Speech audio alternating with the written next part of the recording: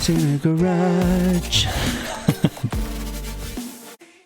I get it. They want to hide. And, you know, and that's what's funny. Like, when celebrities come up here, like, when celebrities would go to Tahoe, they'd, like, work the town. And, like, the Kardashians were the worst. Absolutely.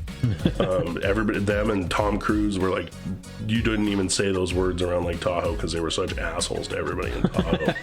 Like, but up here, everybody, all, like, the celebrities that come up here seem to, like, come up and disappear. You don't even know they're here.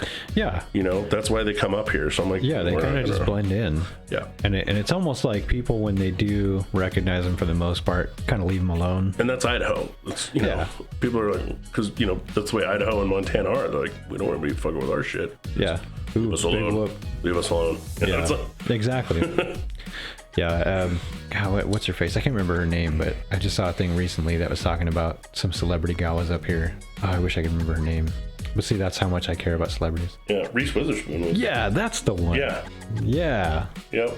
She was on our property. Yeah, like somebody took a picture of her in a bookstore or something, and they're like, "Oh, Reese Witherspoon is in town," but yeah, she probably wants to be left the fuck alone. Yeah, exactly. I mean, stop taking pictures of her. Exactly. There's a reason why she's here and not in LA. Exactly.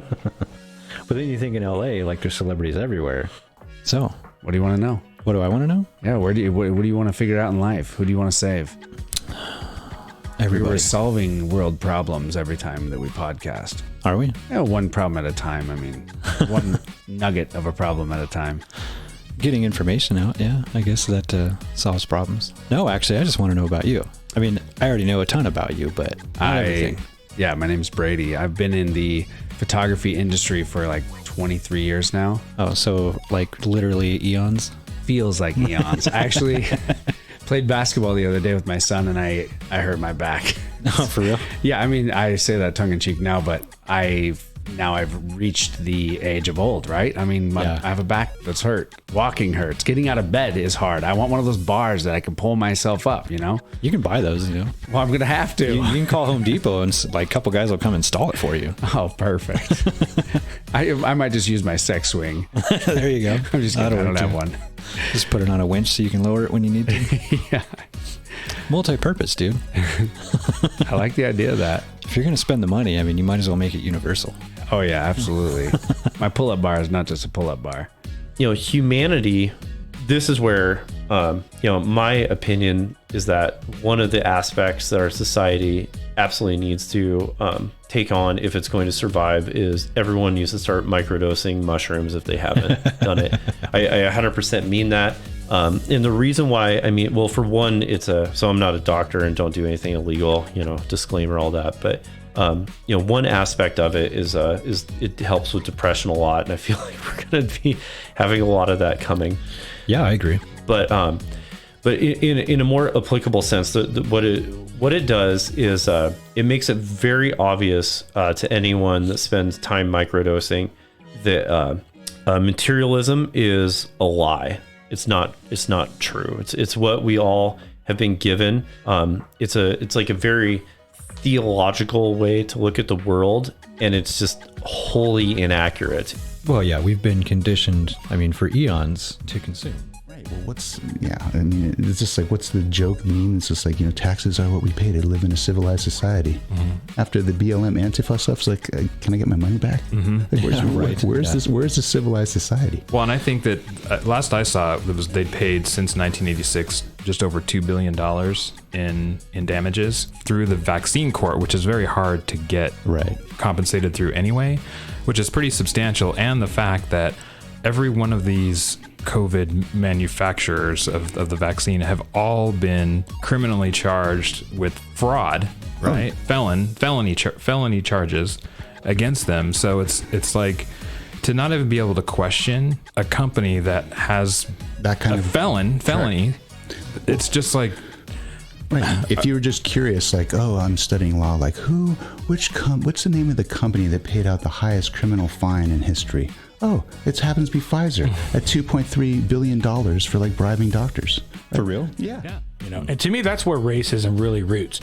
Is when you're in the position to like hire and fire people or make big, like, you know, you maybe work at a bank and you're deciding who gets a loan or something like that, and then you use that power to discriminate against somebody. Just walking through the grocery store and be like, yeah, I don't want to talk to that black guy. You know, that's one thing. But when you're in an actual position of making decisions that are going to affect somebody's life, and you know, maybe let's just leave out the black dude, you know what I mean? That's the real racism in my eyes. And it's not the jokes. It's not the banter back and forth between two people. Right. That affects nobody. It's not the things I say in the privacy of my own home, you know, or anything like that. You know, it's I'm not hiring that guy because there's a white guy that applied too, you know? Yeah. But that's the kind of stuff that goes on where I'm from. And when I come here and I go to work in a big shop with 120 people in it, and there's the gay dude, there's the lesbian chick, there's the black guy, there's the Mexican, there's the whatever, and nobody gives a shit about any of that here. Right. I don't see anybody saying, you know, that fucking N-word or that queer or whatever. I never saw that here. Not one fucking time. Yeah. Did you ever talk to Jeremy? Well, that's where I'm talking about, like, the jokes. Oh no, that guy was. Well, and what I think what you're talking about kind of comes down to intent. Exactly. You know? Exactly. Yes. Like we've all three of us have sat around a table and made, you know, fucking black jokes and white guy right, jokes. but and I say that. Oh, yeah, I say we've that. gone. Yeah, the context and the intent. Right. Is sure I might say. And we laugh our fucking balls it being off. Incredible that you have a great relationship with your dad. Yeah. And you know that's something we chuckle about. But if I were to say that in a way, you know, to harm you, or, you know, then yeah, we joke and fuck around, but we're not actually trying to like hurt each other's feelings or being serious. Like I didn't say that to make you feel like less of a person. Kind of, you know, when you looked at the old reports and the scene, they didn't take nothing was taken from him. It wasn't a robbery. He had money in his wallet. Nobody took anything. He had jewelry on. None of his jewelry was missing, you know. Yeah, it's odd. Yeah. The kid just to end up dead in the middle of nowhere. Yeah, in the orange groves, back when they still had him. Yeah. He was found in the orange groves. Huh. I worked that one pretty much the whole time just because I think it was lengthy because finding people isn't that easy when it's been that long. I had another one. His name was Robert Webster. He was a Marine that disappeared until one day some farmer found him in his field. And we think we know who did it. We just don't have the evidence. Yeah. It's weird because we would get phone calls from this lady who said she knew her husband did it, but we couldn't prove it. And he lives in Vegas now. We did this full-on operation in Vegas to try to figure out if he did it or not, but it never panned out. So that one's still sitting there. Just weren't able to come up with the right buttons to push. Right. Yeah. And then it's still a big corporate, the customer's always right. But that's not the case. The customer's not always right. The customer does not deserve a gift card for throwing a fucking tantrum and writing a letter to the president and giving us a negative review. No, you need to make it right with the customer. Why? They were in the wrong. Yeah. I don't need to make that right. They can fuck off. Yeah. But no, it has to be made right. Like I was almost physically assaulted and I had to apologize to a customer. Yeah, that's horseshit. Because they wrote a letter to the president and they contacted the market manager directly, told them what happened. I showed them the video. I documented everything because I knew it was going to be a big deal because his mom had worked for us before and she was a bitch. She was a fucking bitch. And like just nasty, like purposeful. Don't tone it down. How do you really feel? Well, I don't know if anybody's dropped that word yet on this show. What, cunt? Yes, she was a fucking cunt. The Canadian Kootenays, that's where I took like a 2-month trucking course up there in Castlecar, BC. They had this school set up in the mountains there to teach you how to drive in the mountains in inclement weather. And then they boasted 100% job placement. If you graduated over a certain percentage of the class, you do like half a day it's 2 months and you do half a day of class and then half a day of driving. Wow. And then in one of the weeks in that 2 months, everybody did a cycle of night driving. And so that was really cool. And then I managed to get a job hauling fuel for like Shell. That was my first job. So you were driving flammables and stuff like that? First day. Wow. My first day was pulling a Super B, but I got to pull empty, right? First, like I remember the guy that trained me, he got stuck with me, as he called it. It was 2 months. I was with him for 2 months, and he did let me drive empty on my first day. But man, like I could tell, like I made that guy nervous. I was 21 years old, and they were in a period of time where like the economy, there's a boom going on, and they couldn't find people. Like usually they would stuff a guy with 20 years of experience into the seat of a gas truck at that point for a few decades. That was the way it was. And now they were finally having to look to like a school like the one I went to, where they couldn't just get somebody off of a 2-week course. They wanted somebody from an involved course. That's how I managed to slide into the seat of the fuel truck right away on my first day. And I was with him every day for 2 months, and that guy couldn't get rid of me fast enough at the end of it. But at the same time, but that's one of the challenges that men find themselves in as it relates to marriage. Yes. Because when a man gets into a long-term relationship, his testosterone automatically starts to drop. Yeah, well, we get comfortable. We get comfortable. We stop doing stupid things. We stop taking risks because we're trying to be there, trying to be a provider. And your wife is saying, what are you doing? You're going to kill yourself. Stop that. Right. Well, and to be honest as well, much of the testosterone was driving us to find a mate. Yeah. In the first place. Well, I found her. Okay. Yeah. Now I don't need the testosterone anymore. I can tick that off the box. Unfortunately, you do. Right. Well, right. But I don't recall the exact time. I want to say men in relationships of 4 or 5 months have testosterone levels 20% lower than men their own age who are not in relationships. And then let's say men who are in a long-term relationship with children, the testosterone levels drop another 20%. Damn. So if I'm a 39-year-old man who has been in a relation, let's say I've been married for 5 years and I have 3 kids, my testosterone levels on average are going to be 40% less than the man my same age who is not married and does not have children. That's a lot. Right. Yeah. And so,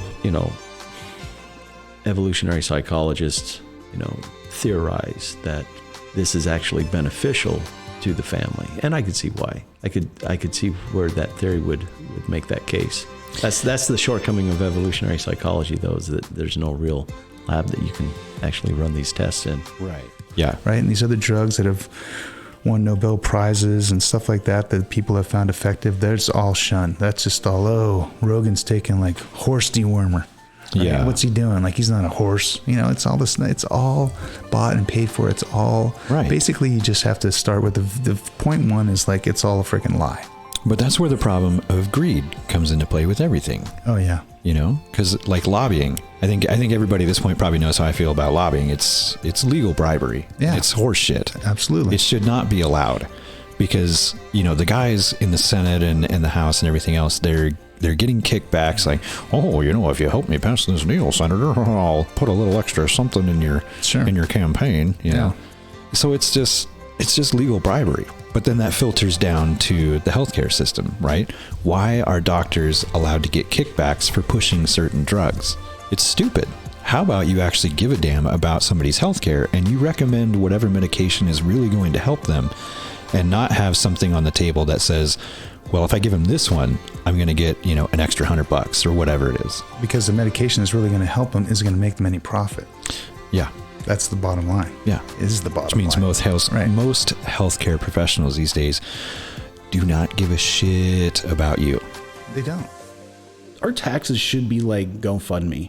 Absolutely. They should basically give you a list of things that need to be funded, and then you go, okay, this is how much I make, this is how much taxes I need to spend. I want it to go here, here, and here. Right. Or like that's basically how it should be done if we're going to do taxes at all. Yeah, I could see putting like a minimum, right? Because there's always going to be like a ton of dickheads that are like, I'm not paying shit. Yeah. I mean, look at Idaho. That's why our schools are suffering right now because nobody wanted to pay for higher property taxes. So the levy failed. And now our school systems suck even worse.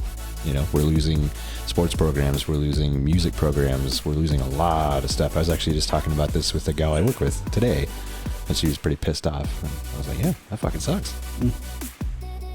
I don't know. Schools suck anyway. Yeah. Well, I mean, yeah. Right. Yeah. Because you're handing your kid over to the government to be educated, right? Well, schools are trash. And like, that's what I said. That's what I said. I was like, okay, well then private school is the way to go. But how many people can really afford private school? But how many? Not many. But what about just homeschool? You know, the homeschooling movement, especially in Washington, has just gone off the charts, especially since all this indoctrination and all this woke nonsense has gone on. Which is true, but what about single parents? Really, yeah. What about single parents who have to work and they can't afford to be at home teaching their kids? Yeah, that's one of the many things I was talking about with this gal I work with. It's like, that fucking does suck. You know, but it's not like she can just stay home and homeschool her kid. She can't do it. So then I guess, and believe me, I'm kind of talking a little bit out of my rear end here because I'm not an expert with homeschooling. But welcome to the club. But I imagine that you would join some kind of homeschooling community, right? Yeah. So then in this community, there are people that aren't necessarily, single moms working, but they have an intact family and they can like take your kid in, kind of like daycare, will educate your kid, homeschooling with these other homeschoolers while you go off and you can go do your job. It's not a bad idea. Right? So That's actually exactly how I've heard it described. For community homeschooling program. Exactly. Yep. Like you are going out there and you're helping these people to become more than what they are and to think for themselves and be like, oh yeah, we can do better. And to want to actually contribute to society and to their own life. And then, of course, they fire you because they're losing people. Yes. Off the system. Oh, yeah. It was shocking. That's fucked up. It was heartbreaking. And I was actually offered another position through another social work company when I got fired by my previous employer. But at that time, I realized that it was just a really depressing way to make a living. Some of the households I went into it was so sad just to see the conditions that these children were living in. I mean, we think of Coeur d'Alene as a really nice middle class area where everyone is in pretty good economic standing. Yeah. But when you go into some of these households and see the way some of these families are living, I mean, it is just... It's horrible and it's heartbreaking. It's not only because we talked about fucking COVID so much, but because we talked so much about the vaccines. And now because you said vaccines, this one's going to be... No, because we're not saying anything about vaccines as long as we're just saying the word vaccines. Vaccines are great. Everybody should get one. Now it's getting bold. I have a tail now.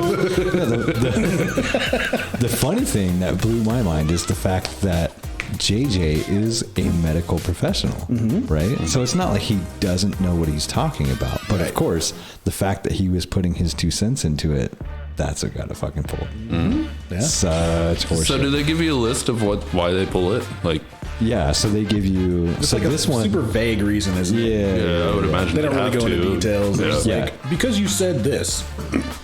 So this one was because it was my first quote unquote offense, it was a warning on my channel. It wasn't a strike yet. Although if it happens again, It's going to be a strike. it's going to be a strike, right? Which means I won't be able to post on YouTube for like a week or two or something like that. Yeah. Oh, that's not bad. Yeah, So, they suspend you for so like let's a week. see if we can manage to get me a strike. No pressure, Eric. No pressure. When you can identify Part X shadow and something that I'm working on and just focusing on raising my life force, raising my vibration, then you start to see the world differently. Yeah. Right? Yeah, you really do. Well, you're making an argument that you would be grateful for Part X because Part X is actually the negative representative telling you the direction you need to go. Exactly. Right? Yeah, It's that's what actually it talks about. It's also like the mainstream media that like you just believe the opposite of what they report, and you're going to know the truth. Right. Part X is not a bad thing. No. It really isn't. But it's all in how you interpret it, and it's how you use it to better yourself. Yeah, Part X is always like, oh, you know what? You just get to the gym right before the session starts. You don't need to take that 5-minute cold shower. You did one a couple days ago. You don't need to do it all the time. Yeah. So I'm just like, oh, yeah. You're just telling me. You're telling me I have to take a cold shower now because you just told me I shouldn't do it. Well, if you want to really get out there too, it's just like, why are we here? Are we here to just be comfortable and, just have everything go our way? No. Or are we here to challenge ourselves, to grow, to, have our soul develop? And that's the way of if you can identify it and see, oh, yeah, this thing is a counterforce to me showing growth and potential. And so I can build off of that. I can counteract it. I can do the hard work, do whatever it is to grow in these areas. Yeah, if you're not constantly trying to grow and learn and do things for yourself and make yourself better, you're already dead inside. Just nobody's told you. Well, I don't remember 100%, but they were saying that they were getting reports of like something overheating. I'm going to say something that is kind of an argument to your conspiracy thing, and it makes more sense to me. I'm not arguing against the conspiracy thing. Right. But being on the rails, and the reason I was furloughed for 19 months straight, is this thing called PSR came out, Precision Scheduled Railroading, which is a fancy term for cut everything, save money. Yeah. So I was furloughed. They got rid of, hang on. Excuse me. The car department, which does all the maintenance on the cars, checks them regularly, blah, blah, blah. I don't know what they did system-wide, but in Hermiston, Hinkle, where I work, which maybe I should edit this out because you already said the name of the thing. Shouldn't get too much into detail. They cut the fuck out of everything. I'll cut the name of the company. Okay. Maybe the town I just said too. Maybe. Anyway, yeah, they cut. I have one of those. No. There it is. Perfect. Yeah, you need one of those for this. Yeah, they cut the shit out of everything. The train crew, which is what I am, the ones that move it, the car department that fixes the cars, the locomotive, the roundhouse they call it, the one that works on the power. It was like a skeleton crew everywhere for like 2 years because they wanted to save money. So now, with the derailment in Ohio and all these other derailments you're hearing about, we're starting to see it. Because maintenance too, track maintenance was another cut. So the tracks are shit. They're giving out under the trains. The wheels are giving out. So you got the Ohio derailment, all that shit. And I'm seeing it where I work now. Nothing that serious, but shit just fucking breaks. Because they got rid of all the maintenance. And the crews that I work with in the transportation department were all fucking wore out because they've just run everything ragged. Skeleton crew for 2 years straight, I guess. Which is what they always go for. But that PSR that they really just rolled out, 2018 or so? I can't remember exactly. It cut deep and everyone felt it. Well, and now we're starting to see the infrastructure fail. Probably fell even more behind during COVID, right? Yeah, actually, that's absolutely correct because they did the PSR cuts and then it led right into COVID, which extended why I was furloughed. That's where I feel it personally. But system-wide on every railroad, not just mine. That isn't even necessarily cut short the conspiracy theory aspect of it. Was it planned? Was it a planned derailment? I don't believe that. I tend to believe exactly what you tell me. You're the expert on the railroad. We're just seeing the infrastructure failure. Yeah, which is just negligent, and that's the conspiracy theory right there. You know what? It got shareholders making money in their pocket. Yeah, that's all that got. Yeah, the rich got richer, and the poor suffered for it. Yeah. Especially the people in Palestine, Ohio, whose town is essentially destroyed for God knows how long until these chemicals are just out of the fucking system before the earth and the water finally just naturally filters it away. And I can't even get my Amazon packages next day anymore. Bro. Yeah, dude. Right? Fuck Palestine. Give me my Amazon. But just kidding. I agree. But also fucking Amazon packages, that's true. That did go away at some point. I want my magic cards tomorrow. Yeah. And we were all underwater, not realizing it was happening. We were getting fucked. 2-day fucking Amazon packages. I am bitter about that. There's a lot of bitterness from those days. A lot of bitterness. Yes, sir. Yeah, we were supposed to have drones dropping shit on my patio right now. Yeah, what happened with that? They Where got are the COVID. drones? The drones got COVID. Should probably vaccinate them, man. Yes, please. Let's go that way and get the episode pulled. Come on, do it. Okay, let me tell you some more shit about the railroad, man. Oh, yeah. When you first meet a narcissist, she was able to, like, keep that ploy going for 2 years. She kept the crazy under wraps for 2 years. Yeah, she really did.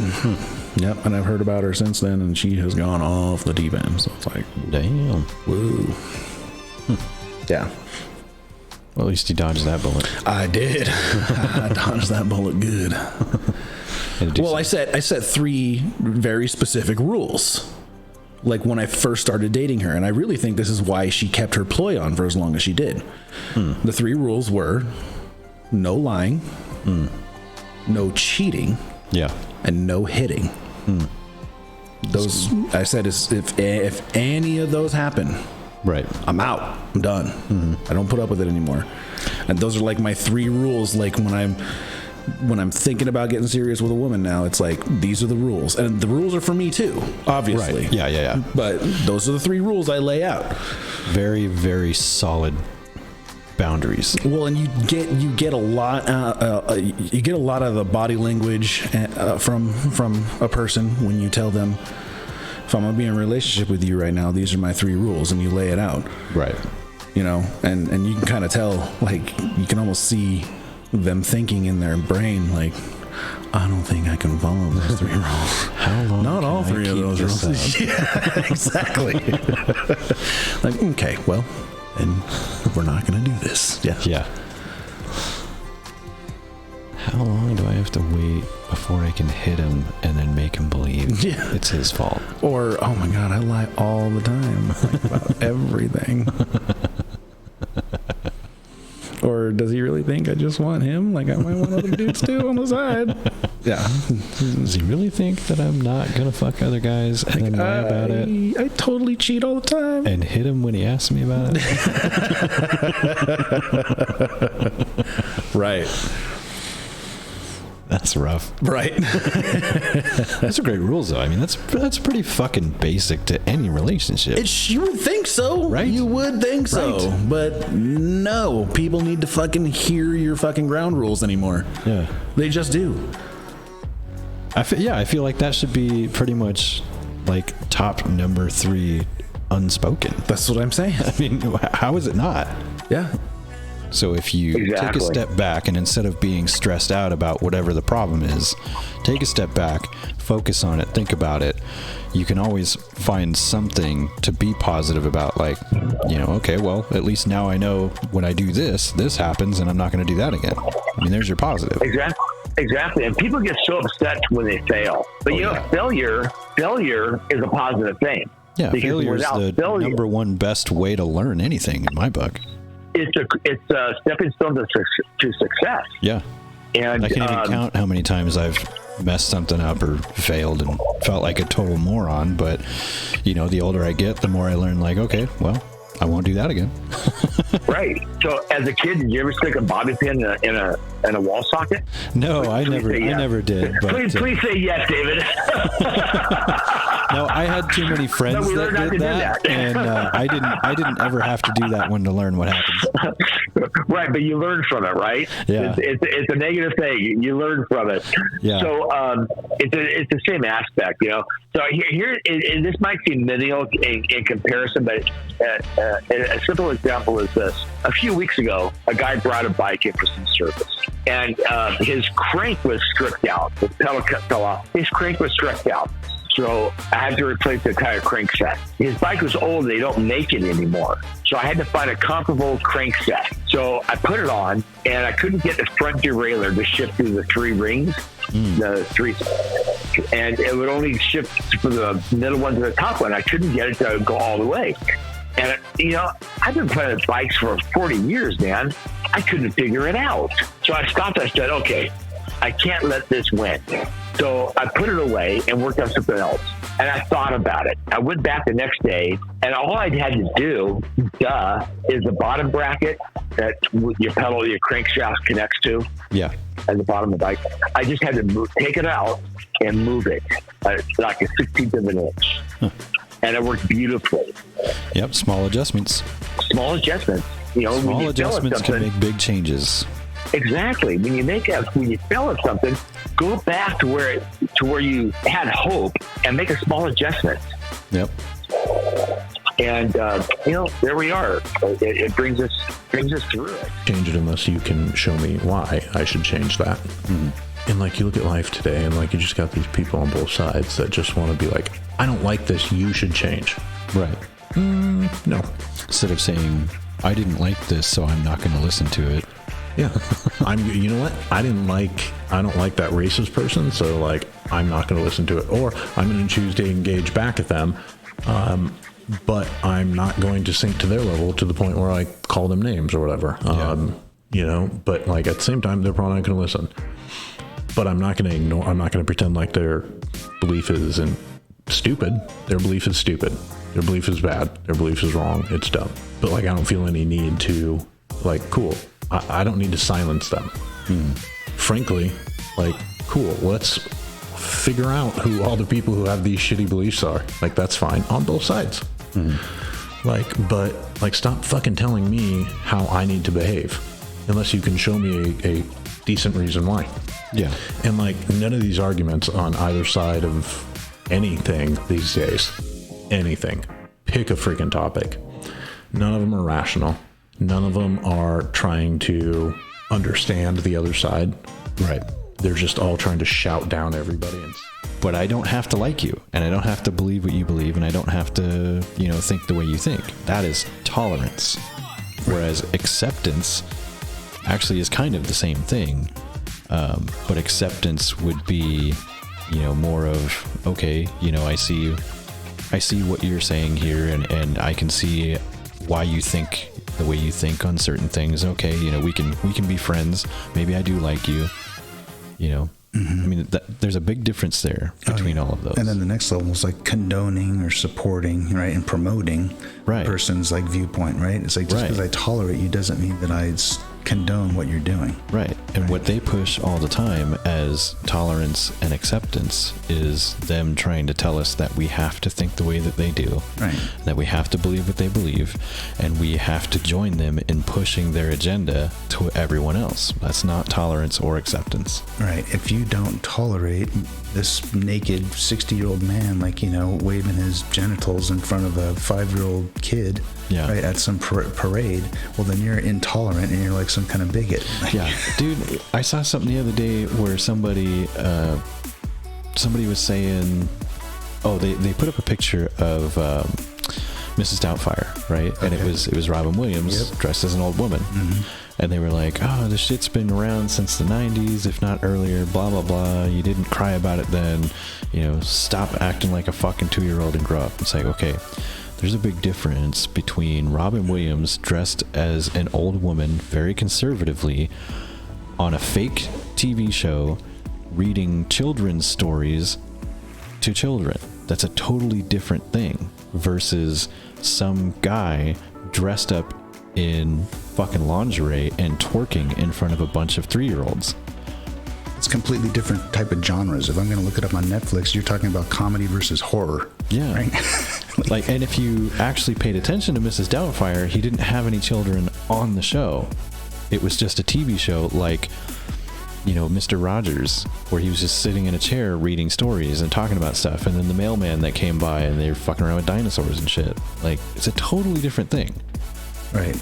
They just like to, what's the word, like conflate, or they just like to distract, or like create a straw man. It's like, and it was before Robin Williams, because I remember, at least it goes back to Tootsie when Dustin Hoffman. Oh yeah, when Tootsie, Dustin Hoffman. He couldn't get an acting gig as a dude, so he had to like pretend to be a woman. Yeah. Right. That was a good movie, but even then, it was another comedy, right? It wasn't. Right. And it wasn't, and definitely kids weren't involved, right? I can't. That's the problem. That's the thing. I don't want to be a bully. With our society nowadays, I would walk up and be like, "What are you doing? That's Febreze. Don't drink that." I identify as the window, and they drink it anyway. Don't be a bigot. Oh, all right. And then I would be the one who gets canceled because I was totally being a bigot to that person trying to drink Febreze, or that poor window. Yeah, that poor window. Poor victim. You window shaming, bigoted fuck. Son of a bitch. Window shaming, bigoted, fat bearded fuck. Fat bearded fuck. Who's also a Christian. Do not forget that. Oh yeah, sorry. Yes. You window shaming. You're a Christian. That means you hate everybody. Yeah. Straight hater. Straight hater. Oh Jesus. Boy, Dave, I don't even know why you have me on with the podcast. I'm just a giant piece of shit, you know? I know, right? You're such a bully. I'm gonna take these headphones off and just go cancel you right now.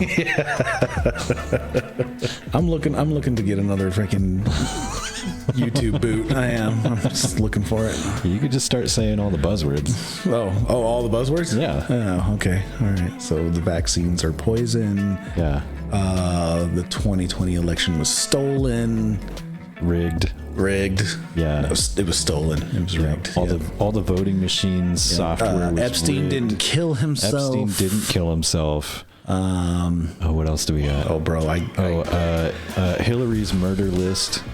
If you're a man and you say you're a woman, you're wrong. You're a man. Yes. Sorry, you have a mental illness. Yeah. See, that one gets me. Like, honestly, trans people don't necessarily bother me. But if you're going to do it. Go all the way. Right? Seriously, you don't get to just put on a dress and go get a pair of tits surgically put on, but keep the dick and still have a beard and, everything else, and then just go use the women's restroom. I totally agree with that. Fuck you. Right. If you're going to do it, go all the way. Cut the dick off, go through the entire treatment, and become a woman. Sure. Yes. Do it. Yes. I will respect that and appreciate it a lot more. That doesn't even like, I mean, me personally, it bothers me, but it has nothing to do with me. Like, it's whatever. Like, you're a human, like, you're an adult, do it. Whatever, okay, man. Tabitha. Go ahead. Yep, go right ahead. But then you want to go join, like, a swim team full of women? Yeah, that affects other people now. Yeah. You don't get to do that. Yeah, even Caitlyn Jenner says it's horseshit. Yeah, it is. Because you mean Bruce Jenner? Yeah, whatever. She. But no, come on, he went all the way. He's a dude. I don't care if you chop your dick off, you're still a dude.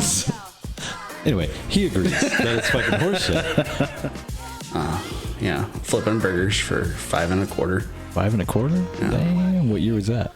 That was 92. 92? Yeah.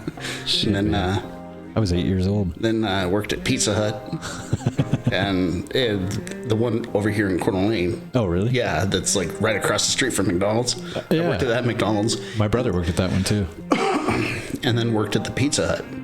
I only worked at the Pizza Hut for like 2 weeks as the doughboy. And I would get in there early morning, and the manager comes in one morning, and he's like, "Man, you should have made more dough by this time. How can you not make dough?" Like, for one, you never taught me how to make anything. Number two, if I'm wasting your time, then you're wasting my time. Here's your fucking apron and go kick rocks. And I walked out. Nice. I think ideally, we joke about this all the time, that women marry men hoping that they'll change, and men marry women hoping they don't. And the change that the women are hoping the man will make is maturity and development. I've asked this question to hundreds of women, and I get the exact same answer every time. And that is, if you had a choice between the 20-year-old version of your husband or the 50-year-old version, which one do you take? And without hesitating, without skipping a beat, every single one of them had said 50. We prefer the 50-year-old. And when I ask them why, they say, well, he's got more experience. He's more developed. He's, He's the version of him that they were hoping he would be. More fine-tuned. He's more masculine. Yeah. Just takes 30 years worth of work. Da-da-da, and here I am, this fucking 25-year-old motherfucker walking in the door with I was the only guy that I chose to wear a tie because this was my first professional job, and I was like, I'm gonna look. I was mad. I was like, I'm gonna look the part. So I put on a tie, and I put on some shoes, and I did, and I went in there, dude, and I fucking put my headphones on, and I got on the phone, and I created a little fucking folder with a binder that had like information on every student I called. If I talked to somebody and I fucking learned their wife's name, their kid's name, their date of birth, anything that they had, anything was going on in their life, I made notes about these people. And when I'd call back and check on them like later, I'd be like, hey man, how was your kid's birthday? And how's that? Dude, you were working on your car. Did you get that thing running? Hey, was it? And dude, so you went the mile to learn about these people and again, be personal again, and not just robotic. Like, hey, do you want to join this program? Blah blah blah. Yeah, I was in service of people, and I worked hard. That's it, man. And so it took me. That's what it takes. It took me 18 months. I had to go through a full sales cycle. In 18 months, I set a 35-year record for that company with 102 shows. I broke their scale, and my first bump in pay was from $33,000 to $102,000 per year. Damn. Yeah, at 27 years old, and so of course, at 27 years old, I'm muscle bound and my dick's hard all the time, and what am I doing? I'm spending money now. I'm still the same asshole I was bartending. Now I just have a lot of money. So I bought a house and some English bulldogs and a truck, and and I'm buying everybody shots at the bar, and like I'm rich. Yeah, and you were that guy. I was that guy. I was that fucking asshole, man. So I continued down that path for a couple of years. And then I realized I needed some education, and I started working on a bachelor's degree, a BSB in marketing, and through University of Phoenix. And I was going to the classroom. I wasn't doing the online thing. It wasn't so. Remember, the internet didn't really hit. Now we're talking. It's like 2002, 2003. Yeah. So it was like everybody was just getting home computers, right? The first iPhone came out about 04, 05, something like this. Yeah. So I think that what Google didn't start until 2000, something like 2001. Yeah, man, it was the early age of the internet for sure. .com and all that stuff. And so here I am. That's so crazy. It's only been like 20 years. I know. But when I turn the street to make the turn and come back, man, there was this table sitting there, and two kids, maybe 15, 17 years old. Man, one of them was holding like a Glock or something on his hand already. Yeah. There was a bag of cocaine, little bags. Oh yeah, little tiny baggies. Yeah. Yeah. But man, the bag with the little bags inside. Because on TV, you're used to see police when they arrest drug dealers. Yeah, you see like duffel bags full of bricks. Yeah, exactly. Yeah. So I was used to seeing that. But man, that bag, I think was the biggest bag that I ever saw in my whole life. Full of little bags of cocaine inside. Jeez. And then I had just turned, I saw this picture, right? Yeah. The big bag of cocaine over the table. One kid standing, holding like a Glock or a pistol or something. And this other kid, he was sitting down in front of the table. He didn't have a rifle on his lap. Those Second War machine guns with like 6 barrels. They go like turning. Oh yeah. It was something like that. So he had like a small minigun on? A huge thing like that. Chain cannon? On his lap. Jeez. And then when I turned, I stopped, I looked, and then he goes, hey, come here, you want something? Because they thought I was, because in Rio, it's very common for people. They don't go to the favela to buy their drugs. Yeah. They hire the cab driver to go over there, buy for them, and bring for them. Come back. Yeah. So when I turned, he looked at me, hey, a taxi, right? Yeah. Oh, come here, you want some? No, thank you. I'm just turning to go back. I'm sorry. No, okay, Playboy. Playboy is when they think you're rich. Yeah. They call you Playboy. Yeah. It's fine, Playboy. It's okay. Blah, blah, blah. If you want anything, we're here. No, thank you. I'm leaving. Bye.